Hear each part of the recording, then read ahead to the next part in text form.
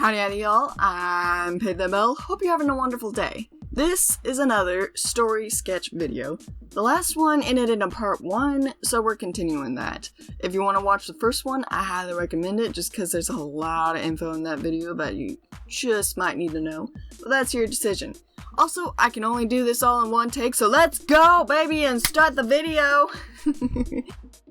Okay, so last video we talked about the superhumans, and last video I also said that this video we would talk about the humans. So I figured it was probably best to talk about the humans in this video, you know, follow through on the promise. And first off, we're going with arguably the most important human in this future comic book series, Rick Miller. Now, Rick is Amara's boss. He used to be the previous Reflex before he had his powers taken away, in an important plot moment that I shouldn't mention much of. But after that, he became a fashion designer who owns a very popular boutique. His son is Josh, and I'll just put Josh up on the screen now. Rick is a pretty good dad, honestly, if not a bit strict and finicky. He's a neat freak. I kid you not, he alphabetizes the cereal, so yes, he's a neat freak. Is a bit old-fashioned and a bit of a drama queen. He loves dad jokes and is really the dad friend of the group, basically adopting each member of the group. Super protective of each and every one of them, of course, as any dad friend would. Now, when it came to designing Rick, I actually had a lot of trouble doing so. Making an outfit for Rick that reflected his past and personality while at the same time being fabulous enough for the fabulous god himself was tricky. The two things that I knew needed to be a key part of his design was a shoulder cape and a tie. The cape kind of representing his superhero days and paying a nice homage to it, while the tie would show his business side and how he's changed from superhero days to a businessman, but still misses the good old days. I always kind of knew that his main colors would be black, white, and fuchsia. It really just suits him, to be honest. And after deciding all this, I decided plain pants to act as a base and to really act as an anchor, so the rest of his outfit wouldn't be tacky, was probably the best decision. I then decided to pick out some cute ankle boots. The arrow on the boots honestly really just points upward, so it shows where all the attention should be, his face. And honestly, it just looks really cool to have it pointed like that. From there came the tricky part. I kind of knew that I wanted an undershirt and then a see-through overshirt that had ruffles, but I didn't know how I wanted to handle the ruffles. It took several attempts and maybe 30 minutes to an hour to get it the way that I wanted, but all in all, I think his signature outfit turned out really well. Even if I did play with the colors and the ruffles for quite a bit, I think this all turned out great. Perfect for the most fashionable god there is. Up next, we've got Destiny Smith. Now, Destiny is about 4'8" and is the youngest child of 6 kids. Her family runs a law firm and everyone except her works for the law firm as lawyers. Destiny at first was going to also be a lawyer, but mostly because she felt she needed to. She thought it was expected of her. You know, the good girl who always follows the rules and tradition. That's Destiny, the opposite of Amara.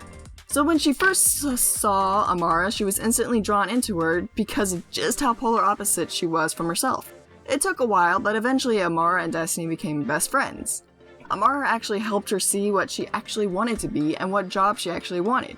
Destiny actually wanted to be an interior designer. It honestly only made sense, seeing as Destiny is super trendy, good with numbers, good at following rules, so memorizing building codes are easier for her. And she's very studious, so she would study like crazy the documents needed before getting to work. Over time, Amara helped Destiny also to become more assertive, and much to Amara's dismay, Destiny uses that against her when Amara needs help with her homework or when she's out and about doing superhero work, which Destiny knows nothing about, because Amara is super paranoid. Destiny will often chide her for doing so, mostly out of worry. She knows that she can't control Amara and often sounds a bit controlling in doing so, but Amara is gone for days or weeks at a time and Des just doesn't know what to do. But in all seriousness, Amara and Destiny may be polar opposites, but they are still best friends. They get along great. Sometimes. And lastly, we have a character that actually isn't mine, but a friend's. Now let me explain. Is a YouTube channel, but seriously, the reason I'm trying my friend's OC is because when I told her about Amara's world, She really wanted to create an OC and roleplay in the world. I don't mind doing so. So I was bada bing bada boom, here we got Bella. Bella comes from a family of cousins, her aunt and her mom. She's really intelligent and good with her machines. She even made her own robot cat called Circuit to help around and help with her first cat, Sparky. With her intelligence, she got into college at the age of 16.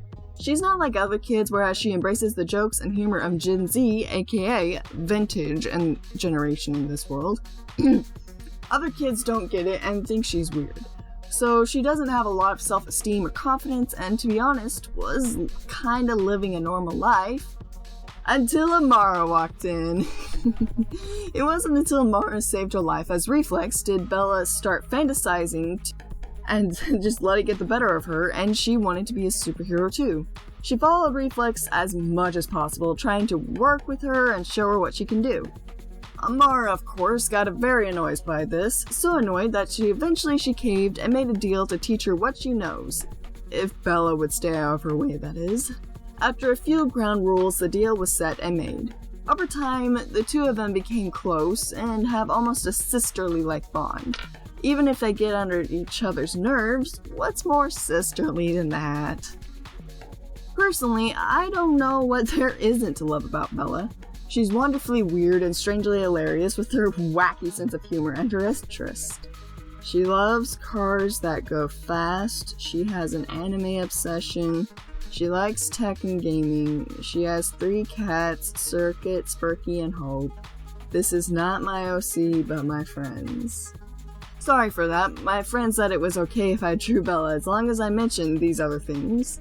Well, I mentioned them. But without further ado, this is the end of the video, so let's go ahead and see the final designs. Thank you for watching the video, it really means a lot to me. So if you like it, please hit the like button.